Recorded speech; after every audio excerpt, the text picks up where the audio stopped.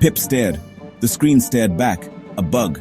Oh, a sneaky little bug. It was hiding, playing games, very naughty. Pip's coffee was cold, sad.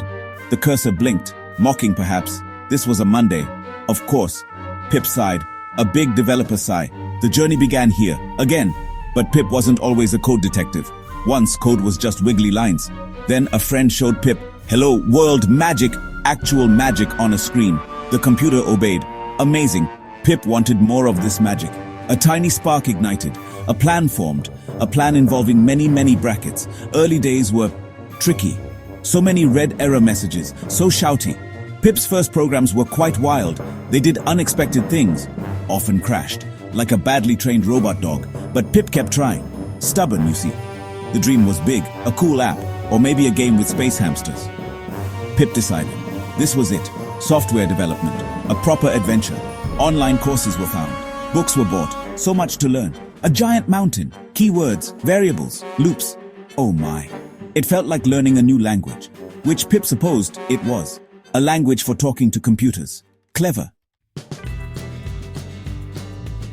First projects were small, but mighty. A tip calculator. It actually calculated. A to-do list. It remembered things. Pip felt like a wizard. A small wizard.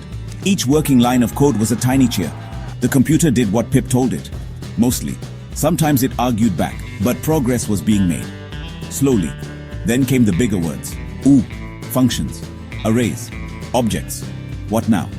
Pip's brain felt a bit tangled sometimes, like a ball of yarn after a fight with a playful cat. Thank goodness for the internet and forums. Other brave coders shared their secrets online. Pip also talked to a rubber duck. The duck was a very good listener. Indeed, the first proper big project. Scary. Working with others. Teamwork. Hooray. Sharing code. Using something called Git. Git was confusing, like a map in Klingon. Late nights became a new friend, fueled by biscuits and sheer determination. The deadline loomed, always looming, deadlines. Pip learned about pressure. And more coffee.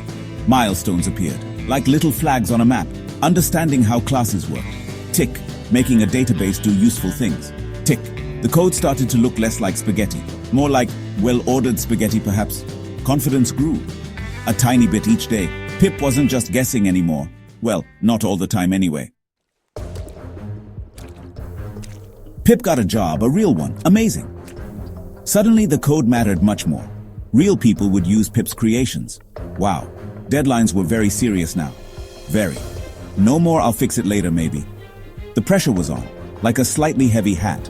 Pip wore the hat and got to work. It was exciting and a little terrifying. Debugging. Debugging. The grand puzzle.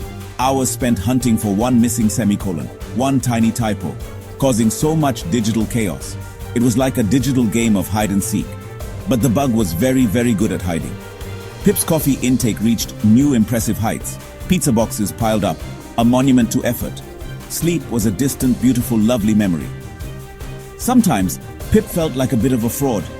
Imposter syndrome, they called it. A tricky thing. Everyone else seemed so clever, so fast. What if Pip broke everything? Oh dear. Oops. But colleagues were kind. Mentors helped. They said everyone felt that way sometimes. Phew! Pip learned to ask for help. Smart. It was not a sign of weakness. Good to know. Then the breakthrough. The aha moment. Yes, the bug was found. Squashed. Vanquished. Hurrah! Such a good feeling. Like winning a tiny prize. The code worked. It was beautiful. Almost. Pip learned to make code cleaner, faster, better. Refactoring became a new skill. Very handy. Making good code into great code. Satisfying. It was like polishing a hidden digital gem.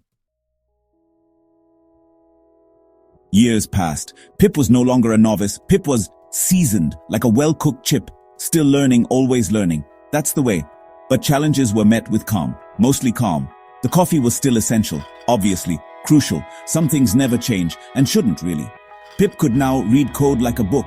A very complicated, sometimes frustrating, interesting book. A big project launch. The team was ready. Months of work. So many lines of code. Nerves jangled. Excitement buzzed in the air. The final checks. The button was pressed. Go! It's live! It works! Success! Wonderful! High fives all around. Maybe even a small cake. Pip felt proud. Part of something big. Users were happy. That was the best bit. Truly. One day, Pip had an idea. A clever one. A new feature. A smart solution to a problem. It was innovative. It was genuinely brilliant. The team loved it. The boss loved it. Everyone. It made the product so much better. Useful. Pip felt like an inventor, a digital pioneer, creating something new from just thoughts and caffeine. Lots and lots of caffeine. Pip looked back.